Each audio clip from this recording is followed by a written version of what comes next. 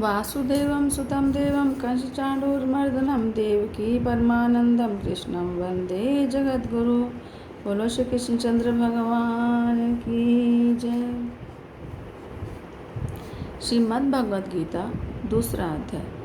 संजय बोले, उस प्रकार करुणा से व्याप्त और आंसुओं से पूर्ण और व्याकुल नेत्रों वाले शोकयुक्त उस अर्जुन के प्रति भगवान मधुसूदन ने यह वचन कहा। श्री भगवान बोले, हे अर्जुन, तुझे इस असमय में यह मोह किस हेतु से प्राप्त हुआ? क्योंकि न तो यह श्रेष्ठ पुरुषों द्वारा आश्रित है, न स्वर्ग को देने वाला है और न कीर्ति को देने वाला है। इसलिए हे अर्जुन, नपुंसकता को मत प्राप्त हो। तुझमें यह उचित नहीं जान पड़ती। हे परंतप, हृदय की तुच्छ दुर्बलता को त्याग कर युद्ध के लिए खड़ा हो जा। अर्जुन बोले, हे मधुसूदन, मैं रणभूमि में किस प्रकार बाणों से भीष्म पितामह और द्रोणाचार्य के विरुद्ध लड़ूंगा? क्योंकि हे मधुसूदन, वे दोनों ही पूजनीय हैं। इसलिए इन महानुभाव गुरुजनों को न मारकर मैं इस लोक में भिक्षा का अन्न भी खाना कल्याणकारक समझता हूँ। क्योंकि गुरुजनों को मारकर भी इस लोक में रुधिर से सने हुए अर्थ और कामरूप भोगों को ही तो भोगूंगा। हम यह भी नहीं जानते कि हमारे लिए युद्ध करना और न करना इन दोनों में से कौन सा श्रेष्ठ है। अथवा यह भी नहीं जानते कि उन्हें हम जीतेंगे या हमको वे जीतेंगे। और जिनको मारकर हम जीना भी नहीं चाहते, वे ही हमारे आत्मीय धृतराष्ट्र के पुत्र हमारे मुकाबले में खड़े हैं। इसलिए कायरता रूप दोष से उपहत हुए स्वभाव वाला और धर्म के विषय में मोहित चित्त हुआ मैं आपसे पूछता हूँ कि जो साधन निश्चित कल्याणकारक हो वह मेरे लिए कहिए। क्योंकि मैं आपका शिष्य हूँ, इसलिए आपके शरण में मुझको शिक्षा दीजिए। क्योंकि भूमि में निष्कंटक धन धान्य संपन्न राज्य को और देवताओं के स्वामीपने को प्राप्त होकर भी मैं उस उपाय को नहीं देखता हूँ जो मेरी इंद्रियों के सुखाने वाले शोक को दूर कर सके। संजय बोले, हे राजन, निद्रा को जीतने वाले अर्जुन अंतर्यामी श्री कृष्ण महाराज के प्रति इस प्रकार कहकर फिर श्री गोविंद भगवान से युद्ध नहीं करूँगा यह स्पष्ट कहकर चुप हो गए। हे भरतवंशी धृतराष्ट्र, अंतर्यामी श्री कृष्ण महाराज दोनों सेनाओं के बीच में शोक करते हुए उस अर्जुन को हंसते हुए से यह वचन बोले। श्री भगवान बोले, हे अर्जुन, तू न शोक करने योग्य मनुष्यों के लिए शोक करता है और पंडितों के से वचन कहता है। परंतु जिनके प्राण चले गए हैं और उनके लिए और जिनके प्राण नहीं चले गए हैं उनके लिए भी पंडित लोग शोक नहीं करते। न तो ऐसा ही है कि मैं किसी काल में नहीं था, तू नहीं था, अथवा ये राजा लोग नहीं थे, और न ऐसा ही है कि इससे आगे हम सब नहीं रहेंगे। जैसे जीवात्मा को इस देह में बालकपन, जवानी और वृद्धावस्था प्राप्त होती है, वैसे ही अन्य शरीर भी प्राप्त होता है। उस विषय में धीर पुरुष मोहित नहीं होता। हे कुंती पुत्र, सर्दी, गर्मी और सुख दुख को देने वाले इंद्रिय और विषयों के संयोग तो उत्पत्ति, विनाशशील और अनित्य हैं। इसलिए हे भारत, उसको तू सहन कर। क्योंकि हे पुरुषेष्ठ, सुख दुख को समान समझने वाले जिस धीर पुरुष को ये इंद्रिय और विषयों के संयोग व्याकुल नहीं करते, वह मोक्ष के योग्य होता है। असत वस्तु की तो सत्ता नहीं है और सत का अभाव नहीं है। इस प्रकार इन दोनों का ही तत्वज्ञानी पुरुषों द्वारा देखा गया है। नाश रहित तो उसको जान जिसकी यह संपूर्ण जगत दृश्यवर व्याप्त है। इस अविनाशी का विनाश करने में कोई भी समर्थ नहीं है। इस नाश रहित अप्रमेय नित्य स्वरूप जीवात्मा के ये सब शरीर नाशवान कहे गए हैं। इसलिए हे भरतवंशी अर्जुन, तू युद्ध कर। जो इस आत्मा को मारने वाला समझता है और जो इसको मरा मानता है, वे दोनों ही नहीं जानते। क्योंकि वह आत्मा वास्तव में न तो किसी को मारता है और न किसी के द्वारा मारा जाता है। यह आत्मा किसी काल में भी न तो जन्मता है और न मरता ही है, और न यह उत्पन्न होकर फिर होने वाला है। क्योंकि यह अजन्मा, नित्य, सनातन और पुरातन है। शरीर के मारे जाने पर भी यह नहीं मारा जाता। हे पृथापुत्र अर्जुन, जो पुरुष इस आत्मा को नाश रहित, नित्य, अजन्मा और अव्यय जानता है, वह पुरुष कैसे किसको मरवाता है और कैसे किसको मारता है। जैसे मनुष्य पुराने वस्त्रों को त्याग कर दूसरे नए वस्त्रों को ग्रहण करता है, वैसे ही जीवात्मा पुराने शरीरों को त्याग कर दूसरे नए शरीरों को प्राप्त होता है। इस आत्मा को शस्त्र नहीं काट सकते, इसको आग नहीं जला सकती, इसको जल नहीं गला सकता, वायु नहीं सुखा सकता, क्योंकि यह आत्मा अछेद्य है। यह आत्मा अधाह्य, अक्लेद्य और निस्संदेह अशोष्य है, और यह आत्मा नित्य, सर्वव्यापी, अचल, स्थिर रहने वाला और सनातन है। यह आत्मा अव्यक्त है, यह आत्मा अचिंत्य है, और यह आत्मा विकार रहित कहा जाता है। इससे हे अर्जुन, इस आत्मा को उपयुक्त प्रकार से जानकर तू शोक करने को योग्य नहीं है, अर्थात तुझे शोक नहीं करना चाहिए। किंतु यदि तू इस आत्मा को सदा जन्मने वाला और मरने वाला मानता हो तो भी हे महाभाव, तू इस प्रकार शोक करने को योग्य नहीं है, क्योंकि इस मान्यता के अनुसार जन्मे हुए की मृत्यु निश्चित है और मरे हुए का जन्म निश्चित है। इससे भी इस बिना उपाय वाले विषय में तू शोक करने को योग्य नहीं है। हे अर्जुन, संपूर्ण प्राणी जन्म से पहले अप्रकट थे और मरने के बाद भी अप्रकट हो जाने वाले हैं, केवल बीच में ही प्रकट हैं। फिर ऐसी स्थिति में क्या शोक करना है? कोई एक महापुरुष ही इस आत्मा को आश्चर्य की भांति देखता है, और वैसे ही दूसरा कोई महापुरुष ही इसके तत्व का आश्चर्य की भांति वर्णन करता है, और दूसरा कोई अधिकारी पुरुष ही इसे आश्चर्य की भांति सुनता है, और कोई कोई तो सुनकर भी इसको नहीं जानता। हे अर्जुन, यह आत्मा सबके शरीरों में सदा ही अवध्य है।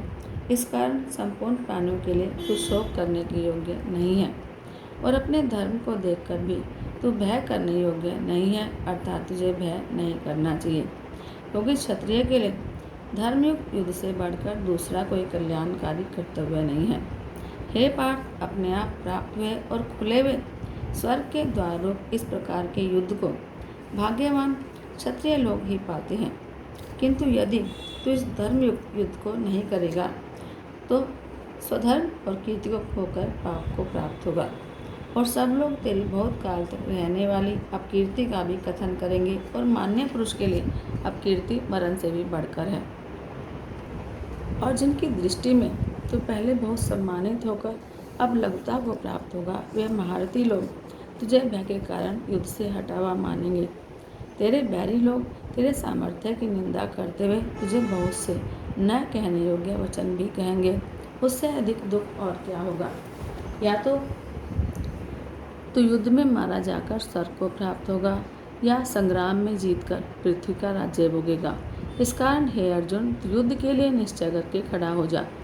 जय पराजय, लाभ हानि और सुख दुख को समान समझकर उसके बाद युद्ध के लिए तैयार हो जा।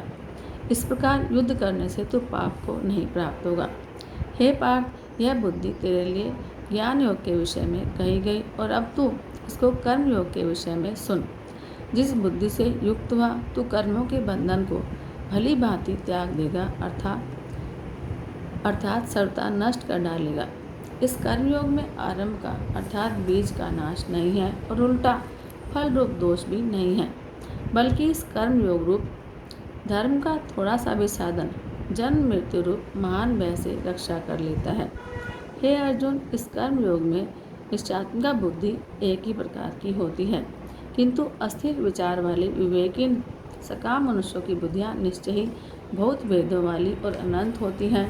हे अर्जुन, जो भोगों में तन्मय हो रहे हैं, जो कर्म फल के प्रशंसक वेद वाक्यों में ही प्रीति रखते हैं, जिनकी बुद्धि में स्वर्ग ही परम प्राप्य वस्तु है, और जो स्वर्ग से बढ़कर दूसरी कोई वस्तु ही नहीं है, ऐसा कहने वाले हैं, वे अविवेकी जन इस प्रकार की जिस दिखाऊ घृणित शोभायुक्त वाणी को कहते हैं, जो कि जन्म रूप कर्म फल देने वाली और भोग और ऐश्वर्य की प्राप्ति के लिए नाना प्रकार की बहुत सी क्रियाओं का वर्णन करने वाली है। उस वाणी द्वारा जिनका चित्त हर लिया गया है, जो भोग और ऐश्वर्य में अत्यंत आसक्त हैं, उन पुरुषों की परमात्मा में निश्चयात्मिका बुद्धि नहीं होती। हे अर्जुन, वेद उपयुक्त प्रकार से तीनों गुणों के कार्यरूप समस्त भोगों और उनके साधनों का प्रतिपादन करने वाले हैं। इसलिए तू उन भोगों और उनके साधनों में आसक्तिहीन, हर्ष शोक द्वंद्वादि द्वंद्वों से रहित नित्य वस्तु परमात्मा में स्थित योगक्षेम को न चाहने वाला और स्वाधीन अंतःकरण वाला हो। सब ओर से परिपूर्ण जलाशय के प्राप्त हो जाने पर छोटे जलाशय में मनुष्य का जितना प्रयोजन रहता है, ब्रह्म को तत्व जानने वाले ब्राह्मण का समस्त वेदों में उतना ही प्रयोजन रह जाता है। तेरा कर्म करने में ही अधिकार है, उसके फलों में कभी नहीं। इसलिए तू कर्मों के फल का हेतु मत बन और तेरी कर्म न करने में भी आसक्ति न हो। हे धनंजय, तू आसक्ति को छोड़कर और सिद्धि और असिद्धि में समान बुद्धि वाला होकर योग में स्थित हुआ। कर्तव्य कर्मों को कर, समत्व ही योग कहलाता है। इस समत्व रूप बुद्धि योग से सकाम कर्म अत्यंत ही निम्न श्रेणी का है। इसलिए हे धनंजय, तू समबुद्धि में ही रक्षा का उपाय ढूंढ, अर्थात बुद्धि योग का आश्रय ग्रहण कर, क्योंकि फल के हेतु बनने वाले अत्यंत दीन है। समबुद्धि युक्त पुरुष पुण्य और पाप दोनों को इसी लोक में त्याग देता है, अर्थात उनसे मुक्त हो जाता है। इससे तू समत्व रूप योग में लग जा। यह समस्त योग कर्मों में कुशलता है और कर्म बंधन से छूटने का उपाय है, क्योंकि समबुद्धि से युक्त ज्ञानी जन कर्मों से उत्पन्न होने वाले फल को त्याग कर जन्म रूप बंधन से मुक्त हो निर्विकार परम पद को प्राप्त हो जाते हैं। जिस काल में तेरी बुद्धि मोह रूप दलदल को भली भांति पार कर जाएगी, उस समय तो सुने हुए और सुनने में आने वाले इस लोक और परलोक संबंधी सभी भोगों से वैराग्य को प्राप्त हो जाएगा। भांति भांति के वचनों को सुनने से विचलित हुई तेरी बुद्धि जब परमात्मा में अचल और स्थिर ठहर जाएगी, तब तू योग को प्राप्त हो जाएगा, अर्थात तेरा परमात्मा से नित्य संयोग हो जाएगा। अर्जुन बोले, हे केशव, समाधि में स्थित परमात्मा को प्राप्त हुए स्थिर बुद्धि पुरुष का क्या लक्षण है? वह स्थिर बुद्धि पुरुष कैसे बोलता है, कैसे बैठता है और कैसे चलता है? श्री भगवान बोले, हे अर्जुन, जिस काल में वह पुरुष मन में स्थित संपूर्ण कामनाओं को भली भांति त्याग देता है और आत्मा में ही संतुष्ट रहता है, उस काल में वह स्थित प्रज्ञ कहा जाता है। दुखों की प्राप्ति होने पर जिसके मन में उद्वेग नहीं होता, सुखों की प्राप्ति में जो श्रद्धा निष्प्रह है, वह जिसके राग भय और क्रोध नष्ट हो गए हैं, ऐसा मनुष्य स्थिर बुद्धि कहा गया है। जो पुरुष सर्वत्र स्नेह रहित हुआ उस शुभ या अशुभ वस्तु को प्राप्त होकर न प्रसन्न होता है और न द्वेष करता है, उसकी बुद्धि स्थिर है। और कछुआ सब ओर से अपने अंगों को यह समेट लेता है, वैसे ही जब वह पुरुष इंद्रियों के विषयों से इंद्रियों को सब प्रकार से हटा लेता है, तब उसकी बुद्धि स्थिर है, ऐसा समझना चाहिए। इंद्रियों के द्वारा विषयों को ग्रहण न करने वाले पुरुष के भी केवल विषय तो निवृत्त हो जाते हैं, परंतु उसमें रहने वाली आसक्ति निवृत्त नहीं होती। इस स्थित प्रज्ञ पुरुष की तो आसक्ति भी परमात्मा का साक्षात्कार करके निवृत्त हो जाती है। हे अर्जुन, आसक्ति का नाश न होने के कारण ये प्रमथन स्वभाव वाली इंद्रियां यत्न करते हुए बुद्धिमान पुरुष के मन को भी बलात् हर लेती हैं। इसलिए साधक को चाहिए कि वह उन संपूर्ण इंद्रियों को वश में करके समाहित चित्वा मेरे परायण होकर ध्यान में बैठे, क्योंकि जिस पुरुष की इंद्रियां वश में होती हैं उसी की बुद्धि स्थिर हो जाती है। विषयों का चिंतन करने वाले पुरुष की उन विषयों में आसक्ति हो जाती है। आसक्ति से उन विषयों की कामना उत्पन्न होती है और कामना में विघ्न पड़ने से क्रोध उत्पन्न होता है। क्रोध से अत्यंत मूढ़ भाव उत्पन्न हो जाता है। मूढ़ भाव से स्मृति में भ्रम हो जाता है। स्मृति में भ्रम हो जाने से बुद्धि अर्थात ज्ञान शक्ति का नाश हो जाता है और बुद्धि का नाश हो जाने से वह पुरुष अपनी स्थिति से गिर जाता है। परंतु अपने अधीन किए हुए अंतःकरण वाला साधक अपने वश में की हुई राग द्वेष से रहित इंद्रियों द्वारा विषयों में विचरण करता हुआ अंतःकरण की प्रसन्नता को प्राप्त होता है। अंतःकरण की प्रसन्नता होने पर उसके संपूर्ण दुखों का अभाव हो जाता है और उस प्रसन्न चित्त वाले कर्मयोगी की बुद्धि शीघ्र ही सब ओर से हटकर एक परमात्मा में ही भली भांति स्थिर हो जाती है। न जीते हुए मन और इंद्रियों वाले पुरुष में निश्चयात्मिका बुद्धि नहीं होती और उस अयुक्त मनुष्य के अंतःकरण में भावना भी नहीं होती और भावनाहीन मनुष्य को शांति नहीं मिलती और शांति रहित मनुष्य को सुख कैसे मिल सकता है।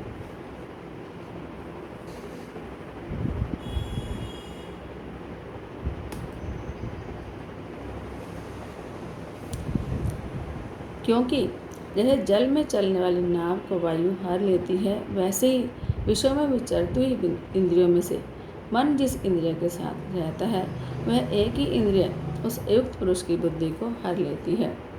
इसलिए ये महाभाव, जिस पुरुष की इंद्रियों के विषय से सब प्रकार निग्रह की हुई है, उसकी बुद्धि स्थिर है। संपूर्ण प्राणियों के लिए जो रात्रि के समान है, उस नित्य ज्ञान स्वरूप परमानंद की प्राप्ति में स्थित प्रज्ञयोगी जागता है। और जिस नाशवान सांसारिक सुख की प्राप्ति में सब प्राणी जागते हैं, परमात्मा के तत्व को जानने वाले मुनि के लिए वह रात्रि के समान है। जैसे नाना नदियों के जल सब ओर से परिपूर्ण अचल प्रतिष्ठा वाले समुद्र में उसको विचलित न करते हुए ही समा जाते हैं, वैसे ही सब भोग जिस स्थित प्रज्ञ पुरुष में किसी प्रकार का विकार उत्पन्न किए बिना ही समा जाते हैं, वही पुरुष परम शांति को प्राप्त होता है, भोगों को चाहने वाला नहीं। जो पुरुष संपूर्ण कामनाओं को त्याग कर ममता रहित, अहंकार रहित और स्पृहा रहित विचरता है, वही शांति को प्राप्त होता है। हे अर्जुन, यह ब्रह्म को प्राप्ति पुरुष की स्थिति है। इसको प्राप्त होकर योगी कभी मोहित नहीं होता और अंत काल में भी इस ब्राह्मी स्थिति में स्थित होकर ब्रह्मानंद को प्राप्त हो जाता है। ओम तत्सदिति श्रीमद्भगवद्गीता सूपनिषत्सु ब्रह्म विद्यायाम योग शास्त्रे श्री कृष्ण अर्जुन संवाद सांख्य योगो नामक द्वितीयोध्याय। जय जय श्री हरि। श्रीमद्भगवद्गीता के दूसरे अध्याय का महात्म्य। श्री भगवान कहते हैं, लक्ष्मी, प्रथम अध्याय के महात्म्य का उत्तम उपाख्यान मैंने तुम्हें सुना दिया। अब दूसरे अध्याय के महात्म्य सुनो। दक्षिण दिशा में वेदवेत्ता ब्राह्मणों के पुरंदरपुर नामक नगर में श्रीमान देव शर्मा नामक एक विद्वान ब्राह्मण रहते थे। वे अतिथियों के पूजक, स्वाध्यायशील, वेद शास्त्रों के विशेषज्ञ, यज्ञों का अनुष्ठान करने वाले और तपस्वियों के सदा ही प्रिय थे। उन्होंने उत्तम द्रव्यों के द्वारा अग्नि में हवन करके दीर्घ काल तक देवताओं को तृप्त किया, किंतु उन धर्मात्मा ब्राह्मण को कभी सदा रहने वाली शांति नहीं मिली। वे परम कल्याणमय तत्व का ज्ञान प्राप्त करने की इच्छा से हर रोज प्रचुर सामग्रियों के द्वारा सत्य संकल्प वाले तपस्वियों की सेवा करने लगे। इस प्रकार शुभ आचरण करते हुए उन्हें बहुत समय बीत गया। फिर एक दिन पृथ्वी पर उनके समक्ष एक त्यागी महात्मा प्रकट हुए। वे पूर्ण अनुभवी, आकांक्षा रहित, नासिका के अग्रभाग पर दृष्टि रखने वाले और शांतचित्त थे। निरंतर परमात्मा के चिंतन में संलग्न हो वे सदा आनंद विभोर रहते थे। देव शर्मा ने उन नित्य संतुष्ट तपस्वी को शुद्ध भाव से प्रणाम किया और पूछा, महात्मन, मुझे शांतिमय स्थिति कैसे प्राप्त होगी? तब उन आत्मज्ञानी संत ने देव शर्मा को सोपुर ग्राम के निवासी मित्रवान का, जो बकरियों का चरवाहा था, परिचय दिया और कहा कि वह तुम्हें उपदेश देगा। यह सुनकर देव शर्मा ने महात्मा के चरणों की वंदना की और स्मृतिशाली सोपुर गांव में पहुंचकर उसके उत्तर भाग में एक विशाल वन देखा। उसी वन में नदी के किनारे एक शिला पर मित्रवान बैठा था। उसके नेत्र आनंद अतिरेक से निश्चल हो रहे थे। वह आप्लक दृष्टि से देख रहा था। वह स्थान आपस का स्वाभाविक वैर छोड़कर इकट्ठे हुए परस्पर विरोधी जंतुओं से घिरा था। वहाँ उद्यान में मंद मंद वायु चल रही थी। मृगों के झुंड शांत भाव से बैठे थे और मित्रवान दया से भरी हुई आनंदमयी मनोहारिणी दृष्टि से पृथ्वी पर मानो अमृत छिड़क रहा था। उस रूप में उसको देखकर देव शर्मा का मन प्रसन्न हो गया। वे उत्सुक होकर बड़े विनय के साथ मित्रवान के पास गए। मित्रवान ने भी अपने मस्तक को किंचित झुकाकर देव शर्मा का सत्कार किया।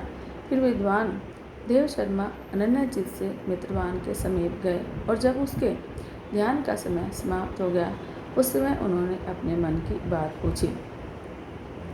महाभाग, मैं आत्मा का ज्ञान पाना चाहता हूँ।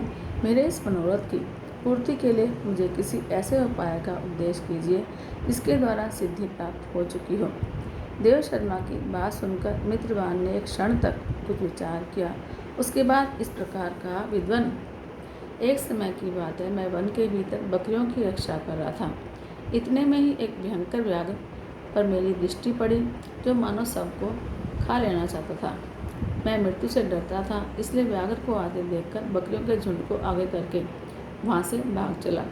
किंतु एक बकरी तुरंत ही सारा भय छोड़कर नदी के किनारे उस बाघ के पास बेरोक टोक चली गई। फिर तो व्याघ्र भी देश छोड़कर चुपचाप खड़ा हो गया।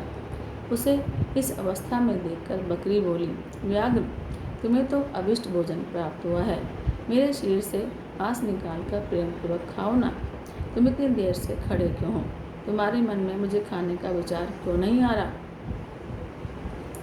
व्याघ्र बोला, बकरी, इस स्थान पर आते ही मेरे मन से द्वेष का भाव निकल गया, भूख प्यास भी मिट गई, इसलिए पास आने पर भी अब मैं तुझे खाना नहीं चाहता। व्याघ्र के यूँ कहने पर बकरी बोली, न जाने मैं कैसे निर्भय हो गई हूँ। इसमें क्या कारण हो सकता है? यदि तुम जानते हो तो बताओ। यह सुनकर व्याघ्र ने कहा, मैं भी नहीं जानता, चलो सामने खड़े हुए इस महापुरुष से पूछते हैं। ऐसा निश्चय करके वे दोनों वहाँ से चल दिए। उन दोनों के स्वभाव में यह विचित्र परिवर्तन देखकर मैं बहुत विस्मय से भर गया। इतने में ही उन्होंने मुझसे ही आकर प्रश्न किया। वहाँ वृक्ष की शाखा पर एक वानर राज था। उन दोनों के साथ मैंने भी वानर राज से पूछा। विप्रवर, मेरे पूछने पर वानर राज ने आदरपूर्वक कहा, अजापाल, सुनो, इस विषय में मैं तुम्हें प्राचीन इतिहास सुनाता हूँ। यह सामने वन के भीतर जो बहुत बड़ा मंदिर है, उसकी ओर देखो। इसमें ब्रह्मा जी का स्थापित किया हुआ एक शिवलिंग है। पूर्व काल में यहाँ सुकर्मा नामक एक बुद्धिमान महात्मा रहते थे, जो तपस्या में लीन होकर इस मंदिर में उपासना करते थे। वे वन में से फूलों का संग्रह करते और नदी के जल से पूजनीय भगवान शंकर को स्नान कराकर उन्हीं से उनकी पूजा किया करते थे। इस प्रकार आराधना का कार्य करते हुए सुकर्मा यहाँ निवास करते थे। बहुत समय के बाद उनके पास किसी अतिथि का आना हुआ। सुकर्मा ने भोजन के लिए फल लाकर अतिथि को अर्पण किया और कहा कि विद्वान, मैं केवल तत्व ज्ञान की इच्छा से भगवान शंकर की आराधना करता हूँ। आज इस आराधना का फल परिपक्व होकर मुझे मिल गया, क्योंकि इस समय आप जैसे महापुरुष ने मुझ पर अनुग्रह किया है। सुकर्मा के ये मधुर वचन सुनकर तपस्या के धनी महात्मा अतिथि को बड़ी प्रसन्नता हुई। उन्होंने एक शिलाखंड पर गीता का दूसरा अध्याय लिख दिया और ब्राह्मण को उसके पाठ और अभ्यास के लिए आज्ञा देते हुए कहा, ब्राह्मण, इससे तुम्हारा आत्मज्ञान संबंधी मनोरथ अपने आप सफल हो जाएगा। यूँ कहकर वे बुद्धिमान तपस्वी सुकर्मा के सामने ही उनके देखते देखते अंतर्ध्यान हो गए। सुकर्मा विस्मित होकर उनके आदेश के अनुसार निरंतर गीता के दूसरे अध्याय का अभ्यास करने लगे। फिर बहुत समय के बाद अंतःकरण शुद्ध होकर उन्हें आत्मज्ञान की प्राप्ति हुई। फिर वे जहाँ जहाँ गए वहाँ का तपोवन शांत हो गया। उसमें शीत, उष्ण और राग द्वेष आदि बाधाएं दूर हो गई। इतना ही नहीं, उन स्थानों में भूख प्यास का कष्ट भी जाता रहा और भय का सर्वथा अभाव हो गया। यह सब द्वितीय अध्याय का जप करने वाले सुकर्मा ब्राह्मण की तपस्या का प्रभाव समझो। मित्रवान कहता है, वानर राज के यूँ कहने पर मैं प्रसन्नतापूर्वक बकरी और बाघ के साथ उस मंदिर की ओर गया। वहाँ जाकर शिलाखंड पर लिखे हुए गीता के द्वितीय अध्याय को मैंने देखा और पढ़ा। उसी की आवृत्ति करने से मैंने तपस्या का पार पा लिया है। अतः भद्रपुरुष, तुम भी सदा द्वितीय अध्याय की आवृत्ति किया करो। ऐसा करने से मुक्ति तुमसे दूर नहीं रहेगी। श्री भगवान कहते हैं कि प्रिय मित्रवान के इस प्रकार आदेश देने पर देव शर्मा ने उसका पूजन किया और उसे प्रणाम करके पुरंदरपुर की राह ली। वहाँ किसी देवालय में पूर्वोक्त आत्मज्ञानी महात्मा को पाकर उन्होंने यह सारा वृत्तांत निवेदन किया और सबसे पहले उन्हें से द्वितीय अध्याय को पढ़ा। उनसे उपदेश पाकर शुद्ध अंतःकरण वाले देव शर्मा प्रतिदिन बड़ी श्रद्धा के साथ द्वितीय अध्याय का पाठ करने लगे। तब से उन्होंने अनवद्य प्रशंसा के योग्य परम पद को प्राप्त कर लिया। हे लक्ष्मी, यह द्वितीय अध्याय का उपाख्यान है। जय जय श्री राधे। ओम जय भगवत गीते मैया जय भगवत गीते। हरि है कमल विहारिणी हरि है कमल विहारिणी सुंदर सुपुनीते। ओम जय भगवत गीते कर्म सुमर्म प्रकाशिनी कामा शक्ति हरा मैया कामा शक्ति हरा। तत्व ज्ञान विकासिनी तत्व ज्ञान विकासिनी विद्या ब्रह्म परा। ओम जय भगवत गीते निश्चल भक्ति विधायिनी निर्मल मलहारी मैया निर्मल मलहारी। शरण रहस्य प्रदायिनी शरण रहस्य प्रदायिनी सब विधि सुखकारी। ओम जय भगवत गीते रागो देश विदारिणी कारिणी मोद सदा मैया कारिणी मोद सदा। भव भयहारिणी तारिणी भव भयहारिणी तारिणी परमानंद प्रद। ओम जय भगवत गीते आसुर भाव विनाशिनी नाशिनी तम रजनी मैया नाशिनी तम रजनी। दैवी सद्गुण दायिनी दैवी सद्गुण दायिनी हरि रसिका सजनी। ओम जय भगवत गीते समता त्याग सिखावनी हरिमुख की वाणी मैया हरिमुख की वाणी। सकल शास्त्र की स्वामिनी सकल शास्त्र की स्वामिनी श्रुतियों की रानी। ओम जय भगवत गीते दया सुधा बरसाविनी मातु कृपा कीजिए मैया मातु कृपा कीजिए। हरिपद प्रेम दान कर हरिपद प्रेम दान कर अपनों कर लीजिए। ओम जय भगवत गीते। बोलो श्री कृष्णचंद्र भगवान की जय। जय जय श्री राधे जय जय श्री राधे जय जय श्री राधे।